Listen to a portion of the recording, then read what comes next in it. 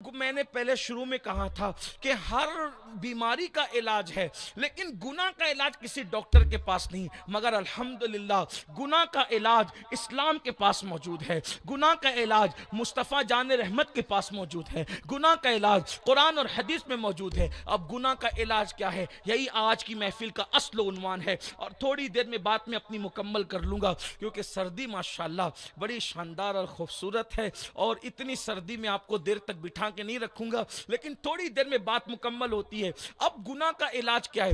جو چاہتا ہے گناہ سے بچنا، اس کو ایک ہی کام کرنا ہے۔ گناہ کا علاج کیا ہے؟ گناہ کا گویا انجیکشن کیا ہے؟ گناہ کی دوا کیا ہے؟ گناہ کا علاج کیا ہے؟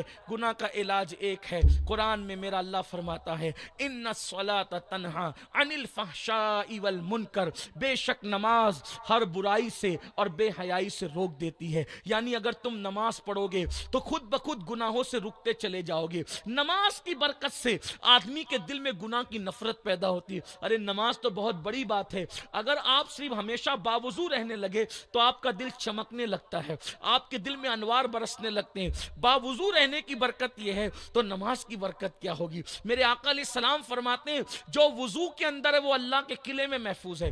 وضو اللہ کا قلعہ ہے، جو باوضو رہتا ہے وہ اللہ کے قلعے میں محفوظ رہتا ہے۔ اللہ اکبر۔ بتاؤ اگر کوئی بادشاہ کے قلعے میں رہے گا تو کوئی دشمن اس کو نقصان پہنچا سکتا ہے؟ اللہ اکبر۔ اگر بادشاہ کے قلعے میں رہنے والے کو کوئی نقصان نہیں پہنچا سکتا تو جو اللہ کے قلعے میں محفوظ ہے اس کو کون نقصان پہنچا سکتا ہے؟ تو وضو کی یہ برکت ہے، تو نماز کی برکت کیا ہے؟ آؤ آپ کو بتاؤں نماز گناہ سے کیسے بچاتی ہے۔ دیکھو پہلے نماز کی برکت سن لو۔ لوگ کہتے ہیں مولانا دعا کر دو، تعویذ دے دو، یہ وظیفہ بتا دو۔ اس سے بڑا کوئی وظیفہ، نماز سے بڑا وظیفہ کوئی نہیں، نماز سے بڑی برکت والی کوئی عبادت نہیں، نماز سے افضل کوئی عبادت نہیں۔ نماز افضل العبادات، نماز اشرف العبادات، نماز اللہ اکبر کیسی عبادت ہے، معراج المومنین ہے۔ نماز پڑھنے سے چہرہ منور ہوتا ہے، نماز پڑھنے سے روزی میں برکت ہوتی ہے، نماز پڑھنے سے گناہ سے نفرت ہوتی ہے، نماز پڑھنے سے جسمانی بیماریاں ختم ہوتی ہے، نماز پڑھنے سے اولاد فرما بردار ہوتی ہے، نماز پڑھنے سے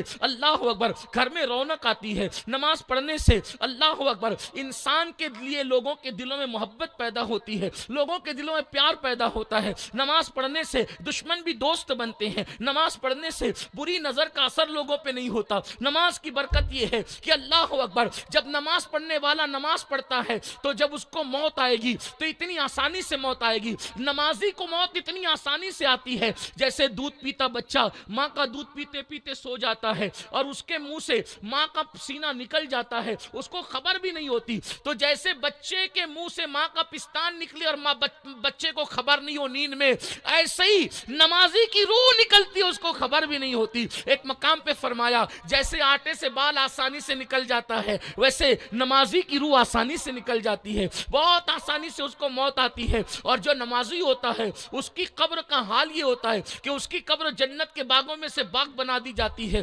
نمازی کو جب قبر میں رکھا جاتا ہے، اللہ اکبر سننا، غور سے سننا، یہ نماز کی برکت ہے، جب نمازی کو اس کی قبر میں رکھا جاتا ہے تو اس کو وہ کبھی بھی دفن ہو، چاہے صبح دفن ہو، دوپہر دفن ہو، شام دفن ہو، رات دفن ہو، جب بھی آدمی دفن ہوتا ہے تو ایسا لگتا ہے جیسے سورج غروب ہو رہا ہے۔ عصر کا جو آخری ٹائم ہوتا ہے کیسا لگتا ہے؟ قبر میں جب آدمی جاتا ہے تو اس کو ایسے ہی لگتا ہے، ایسے ہی لگتا ہے نمازی کو، تو یعنی سورج غروب ہو رہا ہے۔ تو وہ کیا کرتا ہے، وہ فرشتے آتے ہیں، منکر نکیر دو فرشتے ہیں، وہ جو سوال کرتے ہیں منکر نکیر، تو وہ جیسے ہی اٹھتا ہے، وہ نماز کی عادت ہوتی ہے تو وہ کہتا ہے ارے میری نماز جا رہی ہے، عصر کا ٹائم جا رہا ہے، پہلے بعد میں بات کریں گے، پہلے نماز پڑھنے دو۔ تو یعنی کہ قبر میں جب وہ یہ منظر دیکھتا ہے سورج غروب ہونے کا اور نماز کا سچا پابند ہوتا ہے، ریاکار نہیں ہوتا، تو اس کو ایسا لگتا ہے میں نے تو ابھی نماز نہیں پڑھی، میں اس ہنگامے سے نکل کے آیا، تو کہتے ہیں ارے بعد میں بات کریں گے، پہلے نماز پڑھنے دو۔ جیسے ہی نماز کے لیے کھڑا ہونا چاہتا ہے دونوں کہتے ہیں ہمارا کام کیا، اس نے تو ہمارے سارے سوالوں کا جواب ایک جملے میں دے دیا۔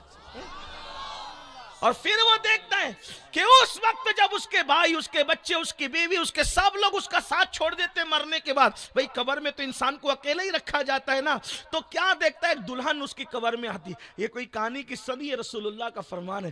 آقا علیہ السلام فرماتے ہیں دلہن اس کی قبر میں آتی، وہ دلہن سے کہتا ہے ارے تو کون ہے، یہاں کیا کر رہی ہے؟ تو وہ کہتی میں تیری نماز ہوں۔ دلہن کی شکل میں آج تیرا دل بہلانے آئی ہوں. جب میرا ٹائم آتا تھا تو سب کو چھوڑ کر کے عبادت کے لیے آ جاتا تھا. آج تجھے سب نے چھوڑ دیا تو میں تیرا دل بہلانے کے لیے آئی ہوں. اب قیامت تک یہی تیرے ساتھ رہوں گی. میرے آقا فرماتے ہیں نمازی کے لیے نماز پل صراط پر نور ہوتی ہے، نور. اور جو نماز نہ پڑھے پھر تو اس کے لیے بڑی نقصان ہے، بڑی تکلیف.